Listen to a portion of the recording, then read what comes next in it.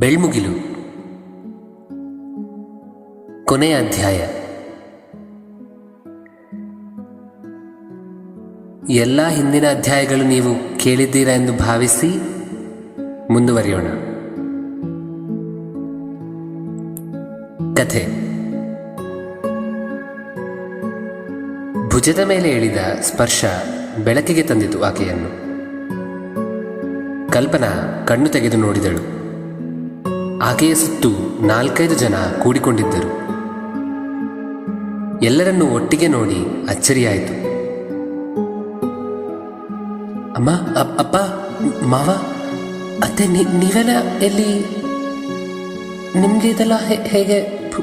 ಪೂರ್ಣ, ನೀನು ಇವರೊಟ್ಟಿಗೆ ಎಂದು ಏನನ್ನು ಹೇಳಲು ಬಯಸುತ್ತಿದ್ದಳು ತಿಳಿಯದೆ ಎಲ್ಲರನ್ನೂ ಮಾತನಾಡಿಸುತ್ತಿದ್ದಳು. ಆಕೆಯ ಆತುರ ಕಂಡು ಬಲಗಡೆ ಮಾವ, ಎಡಗಡೆ ಅಪ್ಪ ಕೈಗಳು ಹಿಡಿದುಕೊಂಡರು. ಅವರ ಸ್ಪರ್ಶಗಳು ತಾಕಿ ಆಕೆ ಒಂದು ಕ್ಷಣ ಮೂಕಿಯಾದಳು.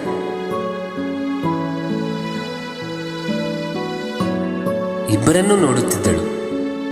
ಮಾವರ ಮುಖದಲ್ಲಿ ಮಗುವನ್ನು ಮತ್ತೆ ಭೇಟಿಯಾದಷ್ಟು ಪರಿಪಕ್ವತೆ ಕಂಡಿತು. ಜೊತೆಗೆ ನಾವಿದ್ದೇವೆ ಎನ್ನುವ ಭರವಸೆ ನೀಡುತ್ತಿದ್ದರು ಆ ಸ್ಪರ್ಶದಿಂದ. ಇನ್ನೊಂದು ಕಡೆ ಅಪ್ಪ ತಪ್ಪಿನ ಪ್ರಾಯಶ್ಚಿತ್ತ ಕೂಡಿದ್ದ ಭಾವನೆ ಮಿಟುಕುತ್ತಿದ್ದರು.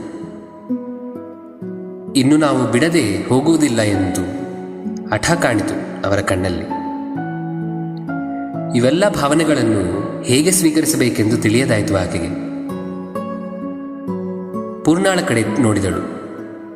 ತನ್ನಿಂದಲೇ ಇದೆಲ್ಲ ನಡೆಯಿತೆಂದು ತಿಳಿಯಿತು. ಕೃತಜ್ಞತೆ ತೋರಿಸುವ ಸಮಯ ಬರುವಷ್ಟರಲ್ಲಿ ನರ್ಸ್ ಆಚೆ ಬಂದು ಅವರನ್ನು ಡಾಕ್ಟರ್ ರೂಮ್ಗೆ ಬರಲು ಹೇಳಿದರು. ಆಕೆಯ ಹಿಂದೆ ಬರುತ್ತಿರುವ ಅಪ್ಪ ಹಾಗೂ ಮಾವನವರನ್ನು ತಡೆಯಲು ಪ್ರಯತ್ನಿಸಿಲ್ಲ ಕಲ್ಪನಾ. ಮೂವರು ಒಟ್ಟಿಗೆ ಒಳಗೆ ಹೋದರು.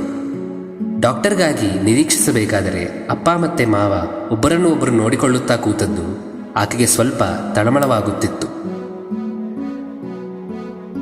ಅದನ್ನು ತೋರಿಸಿಕೊಳ್ಳುವ ಮುನ್ನ ವೈದ್ಯರು ಒಳಗೆ ಬಂದರು.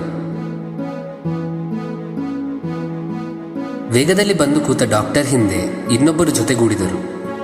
ತೇಜಸ್ವಿ, ನಮ್ಮ ತೇಜು. ಕೂತ ಡಾಕ್ಟರ್ ಇವರ ಕಡೆ ಬೆರಳು ತೋರಿಸಿ, ಇವರೇನಾ ಎಂದು ಕೇಳಿದರು ತೇಜುವಿಗೆ. ಹೂ ಎಂದು ಸನ್ನೆ ಮಾಡಿದನು ಆತ. ನಂತರವೇ ಬೈಯಲು ಆರಂಭಿಸಿದರು ಅವರು.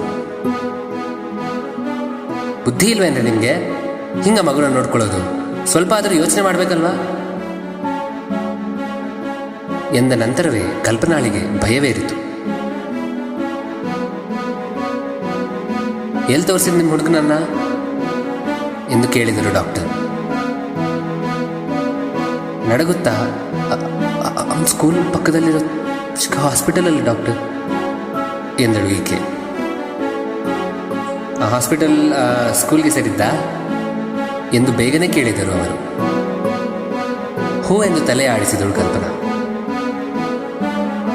ಎಲ್ಲಂದ್ರೆ ಅಲ್ಲಿ ಯಾರೇನು ಹೇಳಿದ್ರು ನಂಬಿಡೋದೇನ್ರಿ? ಸೆಕೆಂಡ್ ಒಪಿನಿಯನ್ ಅಂದರೆ ಗೊತ್ತಾ ನಿಮಗೆ? ಅದನ್ನು ಮಾಡ್ಕೊಳ್ದೆ ಹಾಗೆ 60-70 ಸಾವಿರ ಕಟ್ಟಕ್ಕೆ ರೆಡಿ ಆಗಿಬಿಟ್ರೆ ಅವನಿಗಿರೋದು ಮಾಸ್ಟರ್ಡೈಟಿಸ್ ಅಲ್ಲ, ಮಣ್ಣು ಅಲ್ಲ, ಒಟೈಟಿಸ್ ಮೀಡಿಯಾ ಗೊತ್ತಾ ನಿಮಗೆ? ಅದು ಇನಿಷಿಯಲ್ ಸಿಂಪ್ಟಮ್ಸ್ ಒಂದೇ ಥರ ಇರೋದ್ರಿಂದ ಆ ಸನ್ನಿವೇಶ ಹಿಡ್ಕೊಂಡು ದುಡ್ಡು ಹೇಳ್ಕೊತಿದ್ದಾರೆ ಅವರು. ಸ್ವಲ್ಪ ಆದರೂ ಯೋಚನೆ ಮಾಡಿ, ಅಷ್ಟು ದುಡ್ಡು ಕೊಡ್ತಿದ್ದೀವಿ, ನೋಡ್ಕೋಬೇಕು ಇನ್ನೊಬ್ಬರ ಹತ್ರ ಅನ್ಕೊಡೋದಿಲ್ವಾ? ಏನಯ್ಯ ತೇಜು, ನೀನಾದರೂ ಹೇಳೋದಲ್ವೇನಯ್ಯ ಎಂದು ಏಕದಾಟಿ ಬೈಯಲು ಪ್ರಾರಂಭಿಸಿದರು.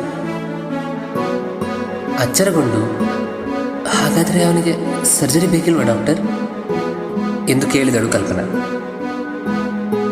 ನೋಡಮ್ಮ, ಅವನಿಗೆ ಮಾಸ್ಟರ್ಡೈಟಿಸ್ ಅಂತ ಹೇಳಿ ಕೊಟ್ಟಿರೋ ಮಾತ್ರೆಗಳಿಂದ ಮೂರ್ಛೆ ಹೋಗಿದ್ದಾನಷ್ಟೇ. ಅದಕ್ಕೇನು ಸರ್ಜರಿ ಬೇಕಿಲ್ಲ. ಅವನ ಇನ್ಫೆಕ್ಷನ್ ಕೂಡ ಏನು ಸೀರಿಯಸ್ ಅಲ್ಲ. ಆ್ಯಂಟಿಬಯೋಟಿಕ್ಸ್ ತಗೊಂಡ್ರೆ ಹೋಗುತ್ತೆ. 3,000ಕ್ಕೆ ಹೋಗೋ ರೋಗಕ್ಕೆ 70,000 ಕೊಡೋಕೆ ನೋಡ್ತಿದ್ರಿ ನೀವೇ. ಫಾಲ್ಟಿ ಎಕ್ವಿಪ್ಮೆಂಟ್ಗೆ ನೀವೇ ಬಲಿ ಆಗ್ತಿದ್ರಿ. ಸರ್ಜರಿ ಬೇಕಿಲ್ಲ, ಏನು ಬೇಕಿಲ್ಲ, ಹೋಗಮ್ಮ ಎಂದರು ವೈದ್ಯರು. ಆ ಮಾತಿನ ಸಾಂತ್ವನದಲ್ಲಿ ಕಳೆದು ಹೋದಳು ಕಲ್ಪನಾ. ವೈದ್ಯರ ನಂತರ ಮಾತಾಡಿದ ಯಾವ ವಿಷಯವೂ ತಲೆಗೆ ಹೋಗದಾಯಿತು. ಎಲ್ಲವೂ ಒಂದು ಮಾಯದ ಹಾಗೆ ಕಾಣಿಸುತ್ತಿತ್ತು. ಆ ಮಾಯದ ನಡುವೆ ನಡೆದ ಟ್ರೀಟ್ಮೆಂಟ್, ಡಿಸ್ಚಾರ್ಜ್ ಎಲ್ಲವನ್ನೂ ಅವಳ ಅಪ್ಪ ಮತ್ತು ಮಾವ ನೋಡಿಕೊಂಡರು. ಡಿಸ್ಚಾರ್ಜ್ ಮುಗಿದ ಕೂಡಲೇ ತಮ್ಮ ಬಂಗಲಾಗೆ ಕರೆದೊಯ್ದರು ಮಾವ.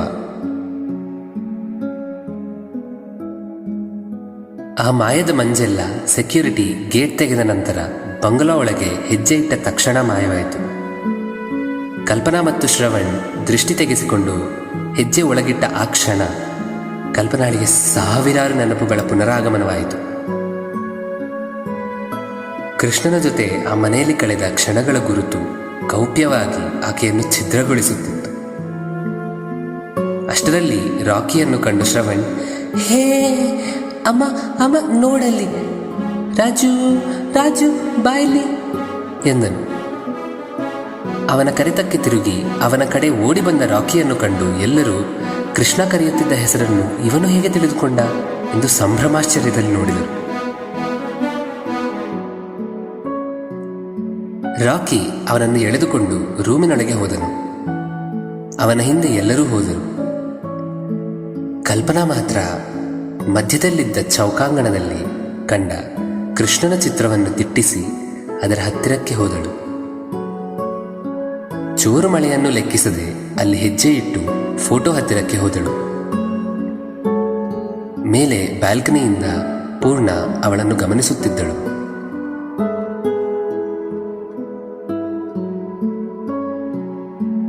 ಕಪ್ಪಿನ ಬಾನಾಂತರ, ಗಾಳಿಯ ವೇಗದ ಜೊತೆ ಸ್ಪರ್ಧಿಸುತ್ತಿರುವ ಕಲ್ಪನಾಳ ಬಡಿತದ ವೇಗ.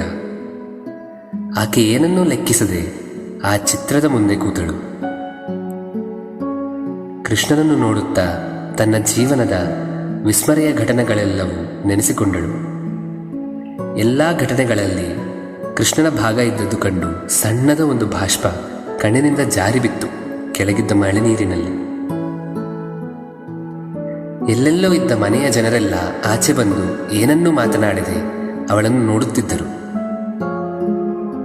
ಆದರೆ ಆಕೆಗೆ ಅವರ ಇರುವಿಕೆ ತಿಳಿಯದಾಯಿತು, ತಿಳಿಯುವ ಅವಶ್ಯವೂ ಇಲ್ಲದಾಯಿತು. ಕಲ್ಪನಾ ಮಾತಾಡಲು ಆರಂಭಿಸಿದಳು.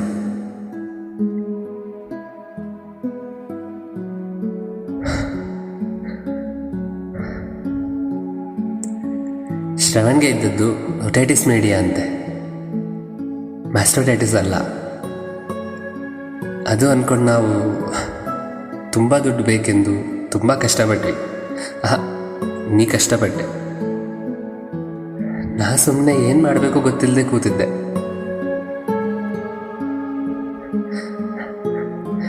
ಯಾವಾಗಲೂ ಅಷ್ಟೇ ಅಲ್ವಾ, ನಾನು ಏನೂ ಮಾಡ್ತಿರ್ಲಿಲ್ಲ, ನೀನೇ ಎಲ್ಲವನ್ನು ನೋಡ್ಕೋತಿದ್ದೆ. ಎಲ್ಲ ಪ್ರಾಬ್ಲಮ್ಸ್ಗೆ ಸೊಲ್ಯೂಷನ್ ಇತ್ತು ನಿನ್ನ ಹತ್ರ.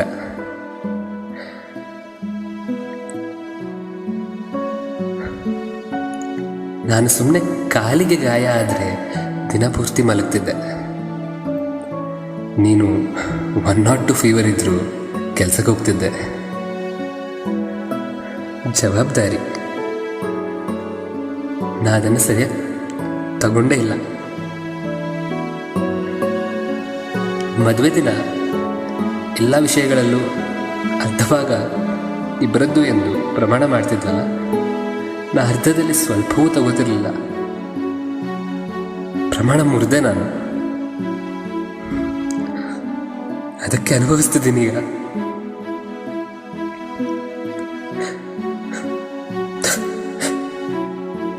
ಎಷ್ಟು ಹಚ್ಕೊಂಡಿದ್ದೆ ಗೊತ್ತಾ ನಿನ್ನನ್ನು. ಮಹಾರಾಣಿ ಥರ ಹೆಜ್ಜೆಯನ್ನು ಕೆಳಗಿಡಕ್ಕಿಂತ ಮುಂಚೆ ನೀ ಬಂದು ಮಾಡಿಕೊಡ್ತಿದ್ರೆ ಅಷ್ಟು ಪ್ರೀತಿ ಇರಲ್ಲ. ಮತ್ತೆ ನಿಂಗಾಗಿ ಏನಾದರೂ ಮಾಡಬೇಕು ಅಂತ ಯಾವಾಗಲೂ ಅನಿಸ್ತಿತ್ತು. ಆದರೆ ನಮ್ಗಾಗಿ ಎಲ್ಲವನ್ನೂ ಮಾಡಿದ್ ನಿಂಗೆ ಏನು ಮಾಡೋದು ನಾವು?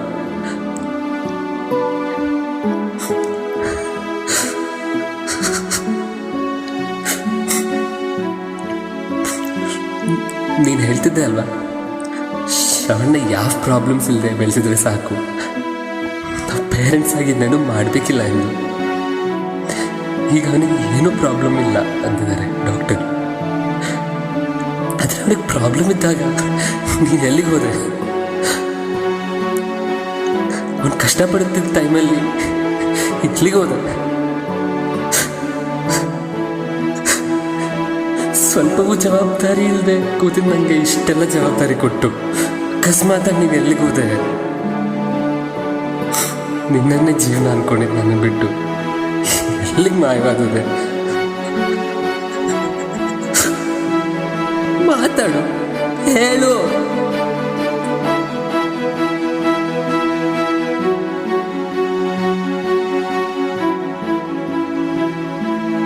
ತನ್ನಲ್ಲಿರುವ ಎಲ್ಲ ಭಾವನೆಗಳನ್ನು ಹೊರಹೊಮ್ಮುತ್ತಾ ಜೋರಾಗಿ ಅಳುತ್ತಿದ್ದಳು ಕಲ್ಪನಾ. ಆಕೆಯ ನೀರಿನ ಝರಿಯ ಜೊತೆ ಸ್ಪರ್ಧೆ ಮಾಡಲು ಮನಸ್ಸಾಗಲಿಲ್ಲವೇನೋ. ಮಳೆ ನಿಂತು ಜೋರು ಗಾಳಿ ಬೀಸುತ್ತಿತ್ತು. ಆ ಗಾಳಿ ಎಷ್ಟೇ ಆಕೆ ಕಣ್ಣೀರನ್ನು ಒರೆಸುತ್ತಿದ್ದರೂ ಸಾಲುತ್ತಿರಲಿಲ್ಲ. ಆಕೆಯ ಕಣ್ಣಿನ ನೀರು ಪೂರ್ಣಾಳ ಮನಸ್ಸನ್ನು ಹೊಡೆಯಿತೋ ಏನೋ. ತನ್ನ ಕಣ್ಣಲ್ಲೂ ಬಿಂದುಗಳು ಬರಲು ಆರಂಭವಾಯಿತು. ಆದರೆ ಆಕೆಯನ್ನು ನಿಲ್ಲಿಸಬಾರದೆಂದು ಗುರುತಿಸಿ ನಿಲ್ಲಿಸದೆ ಹಾಗೇ ನೋಡಲು ಆಗದೆ ಮುಂದೆ ಇದ್ದ ಕಂಬಿಗಳಲ್ಲಿ ಜೋರಾಗಿ ಹೊಡೆಯುತ್ತಿದ್ದಳು. ಕಲ್ಪನಾಳ ಅಮ್ಮ ಶ್ರವಣ್ ಅದನ್ನು ನೋಡುತ್ತಾ ಸಂಕಟ ಪಡುತ್ತಿರುವುದು ಕಂಡು ಅವನನ್ನು ಒಳಗೆ ಕರೆದುಕೊಂಡು ಹೋಗಿ ತಾತನ ಜೊತೆ ಆಡಲು ಹೇಳಿದರು. ಆಕೆಯ ಅಳುವಿನ ಸದ್ದು ಕೇಳುತ್ತಾ ಕಣ್ಣೀರನ್ನು ಒರೆಸಿಕೊಳ್ಳುತ್ತಿದ್ದ ಮಾವನವರ ಕೈ ಹಿಡಿದು ಕೂತರು ಅವರ ಅತ್ತೆ. ಕಲ್ಪನಾ ಇದನ್ನು ಯಾವುದೋ ಒಂದಿನ ಅನುಭವಿಸಬೇಕಿತ್ತು. ಕೃಷ್ಣನ ಕೊನೆಯ ನೋಟವನ್ನು ಕಾಣದ ದುರದೃಷ್ಟದ ಪರಿಣಾಮವೇ ಇದು. ಇಷ್ಟು ದಿನ ಅಡಗಿದ್ದ ಭಾವನೆಗಳ ಅಗ್ನಿಪರ್ವತವಿದು. ಇದು ಸ್ವಲ್ಪ ಹೊತ್ತಿಗೆ ಹೋಗುವುದು. ಕಲ್ಪನಾ ಶಾಂತಗೊಳ್ಳುವಳು. ತನ್ನ ಜೀವನ ಸ್ವಲ್ಪ ಮಟ್ಟಿಗೆ ಬೆರಗುವುದು. ಕುಟುಂಬದ ಒಗ್ಗಟ್ಟಿನ ಶಕ್ತಿಯೇ ಅದು. ಎಲ್ಲರೂ ಹಿಂದೆ ಇದ್ದ ಹಾಗೆ ಬಹುಶಃ ಇರಲಾಗದು. ಆದರೆ ಎಲ್ಲರೂ ನಿರೀಕ್ಷಿಸುತ್ತಿದ್ದದ್ದು ಒಂದೇ, ಆ ದಿನದ ಈ ಜೀವನದ ಬೆಳ್ಮುಗಿಲು.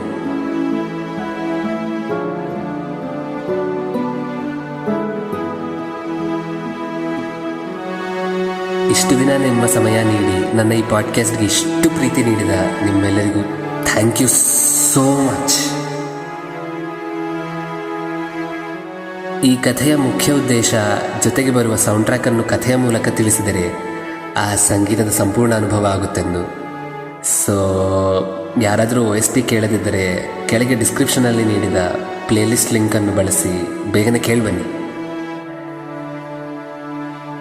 ಕಥೆ ಸಂಪೂರ್ಣವಾಗಿದ್ದರಿಂದ ನಿಮ್ಮ ಅಭಿಪ್ರಾಯಗಳು, ಅನುಭವಗಳು ಎಲ್ಲವನ್ನು ಕಮೆಂಟ್ಸಲ್ಲಿ ತಿಳಿಸಿ. I am waiting to see them. ಹಾಗೆ ನಿಮಗೆ ಈ ಶೀರ್ಷಿಕೆ ಇಷ್ಟವಾಗಿದ್ದರೆ ನಿಮ್ಮ ಸಹಪಾಠಿಗಳಿಗೆ ತಿಳಿಸಿ. Waiting to share more content with you all. Stay tune. Signing off. ನಾನು ನಿಮ್ಮ ವಂಶಿ. ಜೈ ಶ್ರೀರಾಮ್.